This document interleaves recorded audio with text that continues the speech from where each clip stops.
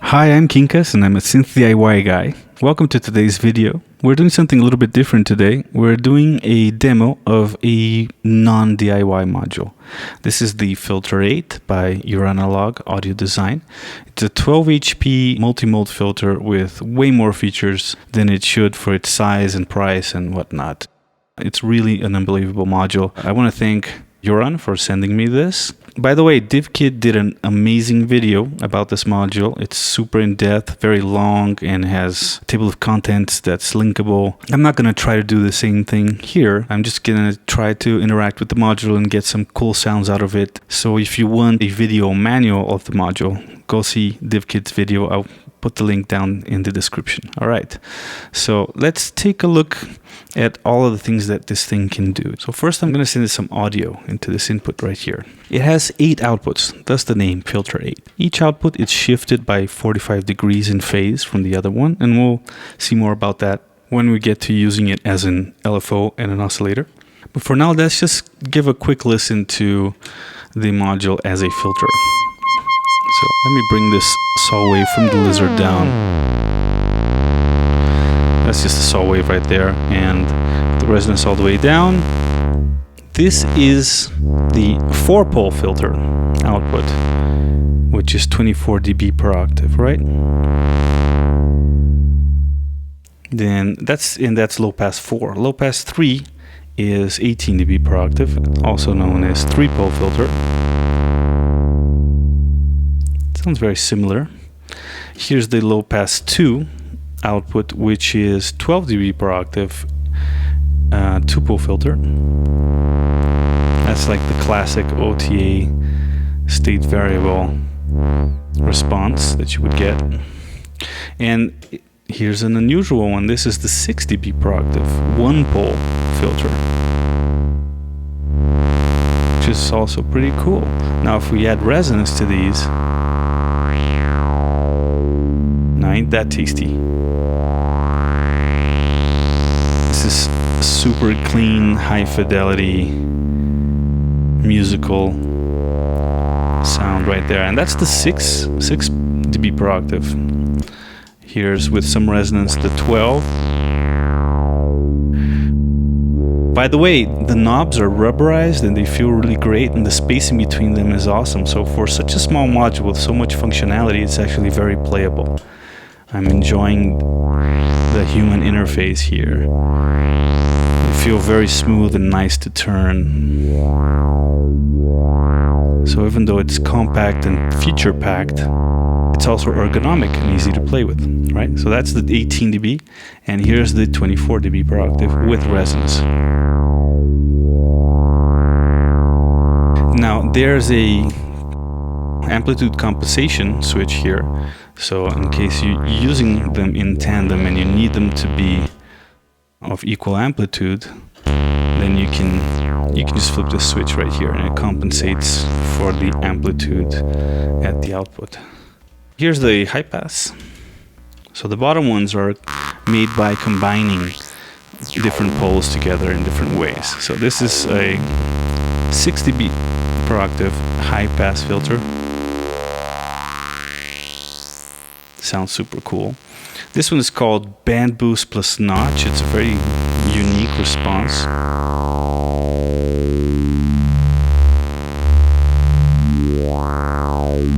It's kind of a notch filter, but it does have a little bit of a boost at the nominal frequency. Here's a phase shifter.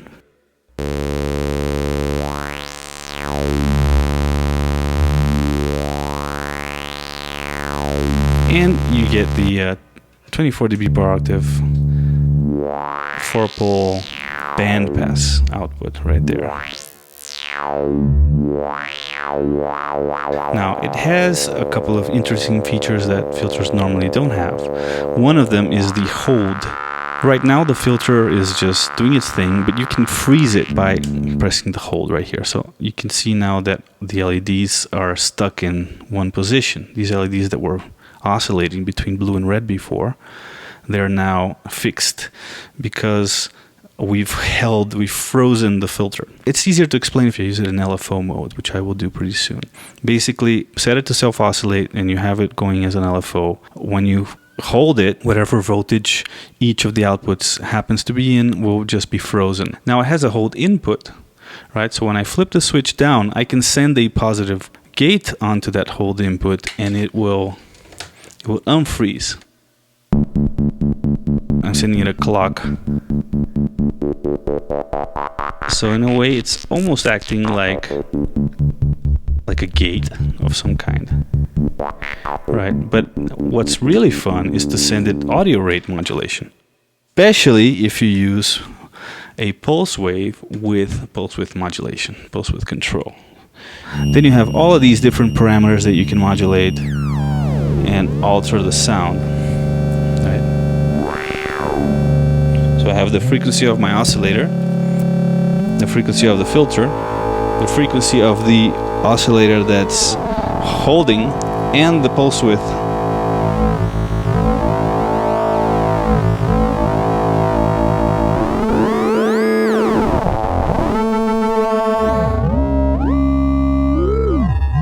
There you go. You can kind of go into like vocal formant synthesis.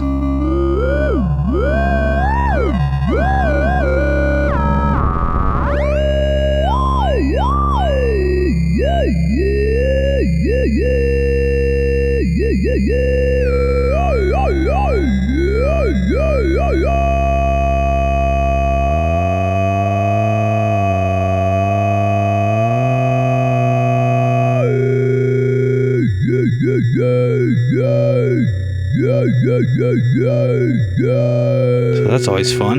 Why don't I send an LFO to the pulse width modulation input? There you go.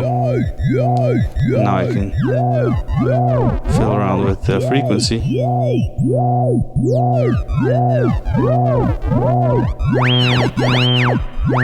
Let's bring that resonance down a little bit.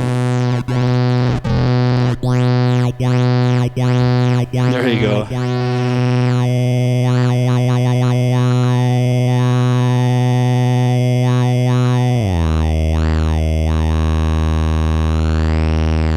So that's using that hold input with audio rate modulation. Now, what if I take the saw wave out and put it in self-oscillation? Then what I get in the hold input is some strange, interesting kind of FM. Let's get a closer look. There you go.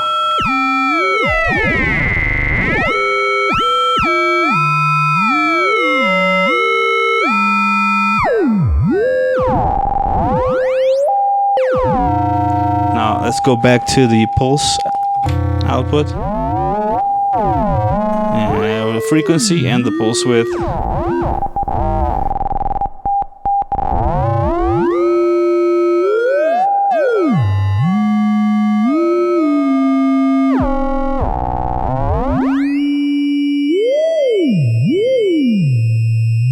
Look at that, it makes it kind of a stepped wave.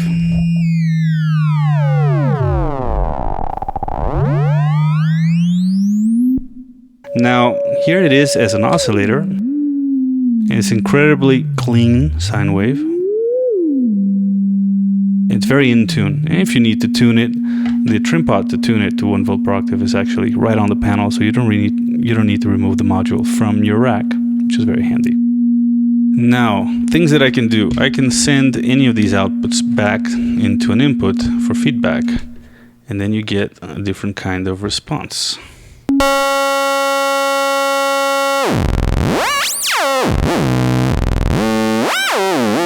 Let's try a different one. So here's a triangle wave. So if I'm listening to output low pass 1 and I'm sending the high pass filter output into the one of the inputs here, you get a triangle wave. A pretty perfect one too. I mean, it's a little bit curvy. So you're not used to getting anything other than a sine wave out of a filter as an oscillator, but with this module you can. This one just kind of shifts it.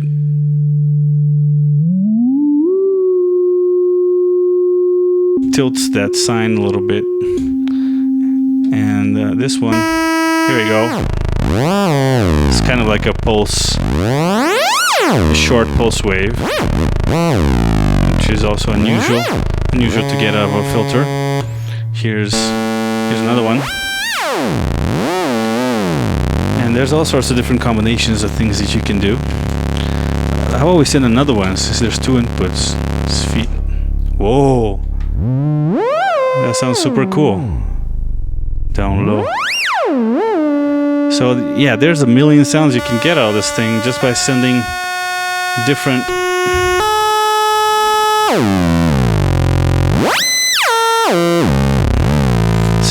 outputs into the inputs and listening to different outputs as well. Oh, what's this sound like? Nothing. So sometimes you just get silence. It cancels out. Very cool. Now, as a sine wave oscillator, there are lots of things you can do to it too. It's got obviously the 1 volt per octave input, so you can send it a sequence, for example.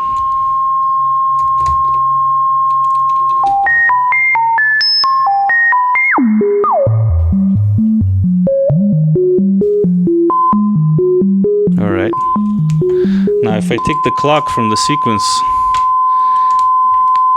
and multiply it, I can now send a copy of that clock into the ping input. There's a ping input in this thing.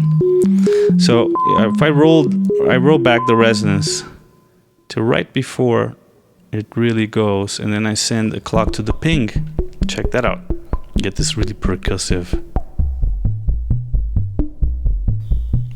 It's got kind of a sandy edge to it.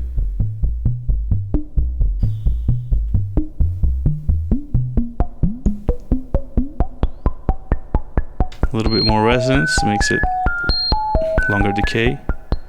And there's resonance modulation input with an attenuverter. So I can probably send LFO there and have, there we go. Now we're modulating the decay of the pinged sound.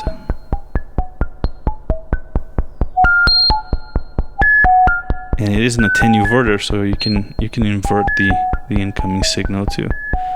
Right now this is a very high amplitude LFO I'm using, so I need to keep that attenuverter very close to 0.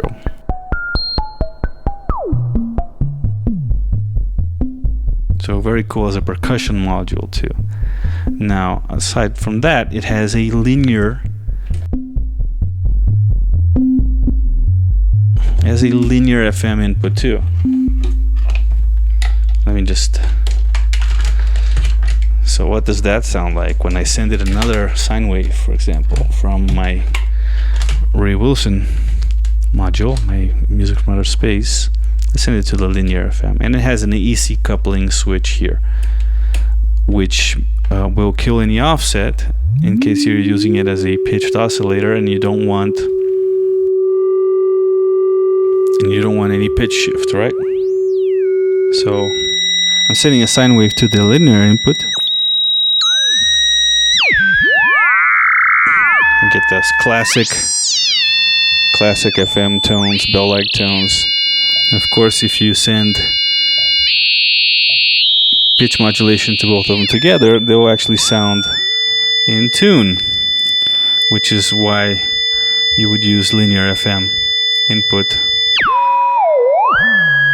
rather than the exponential FM input, which it also has. It has an exponential FM input that's independent, parallel to the volt per octave input, and this one has an attenuator as well. And of course you get more radical, noisier sounds this way. They just won't be in tune like if you use a keyboard or a sequencer. That sounds awesome.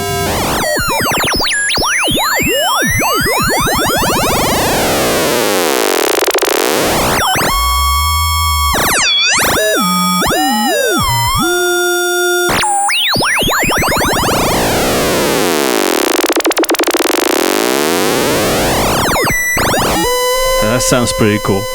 Alright, so let's take everything out again. Here's a cool thing about this module that I haven't shown you yet, is the fact that it has a switch up here that goes from audio rate to low frequency operation. And now it's an LFO, and it's an octature LFO. Like, look at these LEDs right here. They represent the output polarity. So let's follow the reds, right? Red, red, red, red, red, red, red, red, red, red, red, red, red, red, red, red, red. So as you can see, it's sequential. Each output is shifted, phase shifted 45 degrees from the previous one. So that means the sine waves, they're happening sequentially and cyclically. So after the 8th wave, you go back to the first one, and it's cyclical like that. You can use this for a bunch of cool, fun things like octaphonic panning, for example. You can send each output to a VCA and each VCA to a speaker, and then whatever gets sent to those VCAs will be cycling around 8 speakers. Or you can use it for 4. The way you do it for 4 is just skip every other one. So for example, right now we're looking at the output. The green wave is output low pass 1. Now, when we were looking at it slow, you can see that always the top and bottom are opposing each other. So as soon as the top one turns red, the bottom turns blue, and vice versa. So each set of 2 outputs are actually opposites, right, vertically speaking. So let's put this in here now.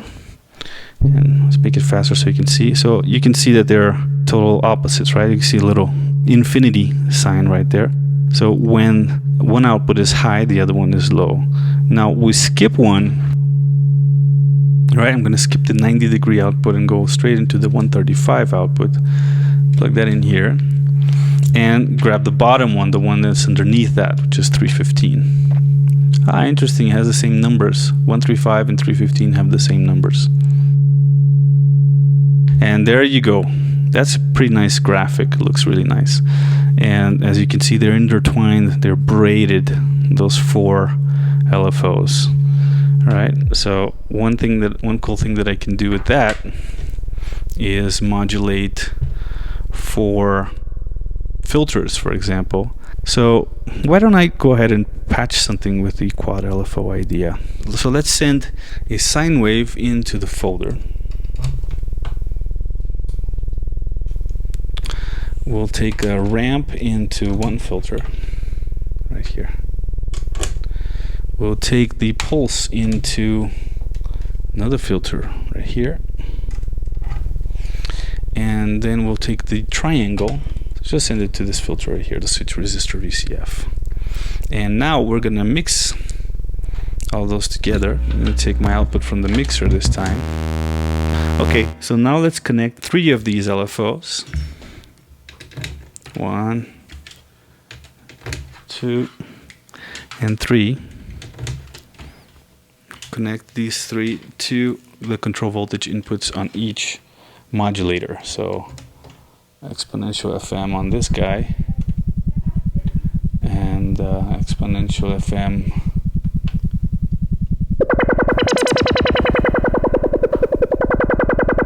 where's that LFO? Oh, that's fast. Alright, there we go. Alright, and then this one,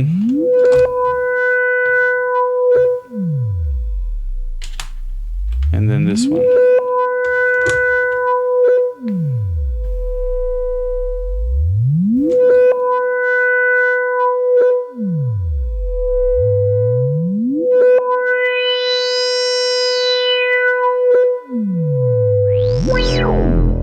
right now I'm mixing in mono, but if I was using my hex mixer, which is over in the other box, I could pan these, and then that would be even more interesting. But that's just a quickie to show you the fun you can have with a sequential LFO like this, you know, with either quadrature or octature LFO, which is what this thing is in low frequency mode. And of course you can go into high frequency too and do some crazy modulation that way, right? Haha, look at that leapfrog filter modulating in audio rate. Also does a little vocal thing. Alright, and then back to slow. Cool sound.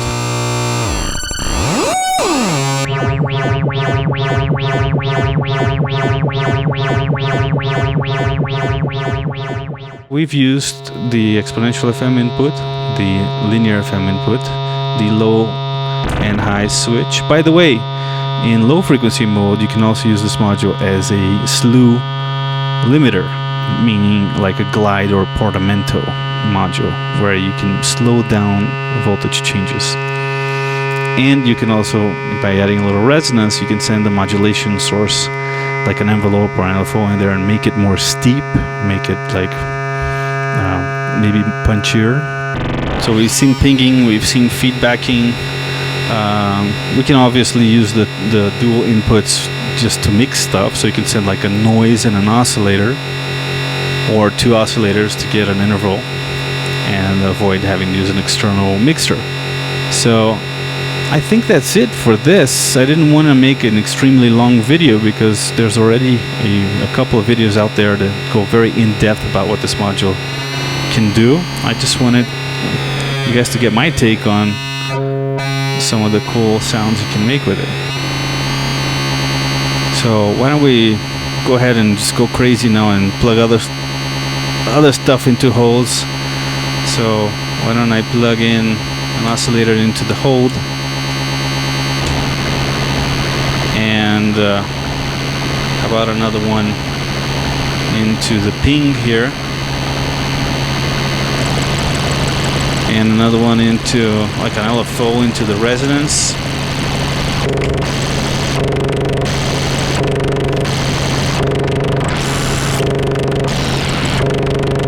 Let's send something into the linear and the FM inputs.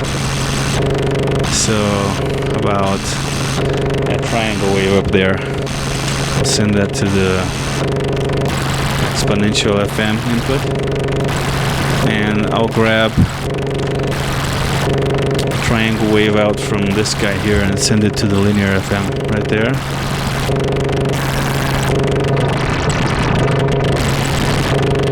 Very cool. Save in low frequency. And I didn't send anything to the inputs. Let me feedback those outputs.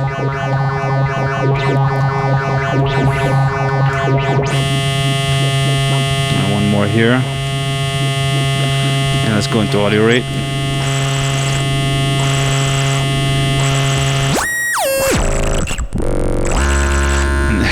Now as I play around with my other sources here, we can get some madness.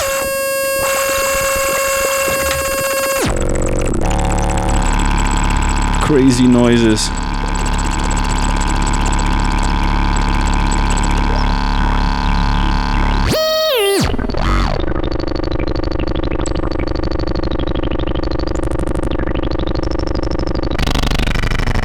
So yeah, that's the Filter 8. I hope you liked it. Before you go, check out a little bit of my friend Daniel Riera. As soon as I got these modules, the Compare 2 and the Filter 8, I went to San Francisco, California, And I stayed a few days with my friend Daniel Riera, and he plays Iwi, and he's also a modular guy. And we had a lot of fun patching these two modules at his house and playing the Iwi and my instrument. So I'm going to put a little bit of that at the end of this video. So check that out. Stay tuned. Next demo I'm doing is for the Compare 2, also by Joranalogue Audio Design. So stay tuned, stay noisy. Please like the video, subscribe to my channel, and I'll see you soon. Bye bye.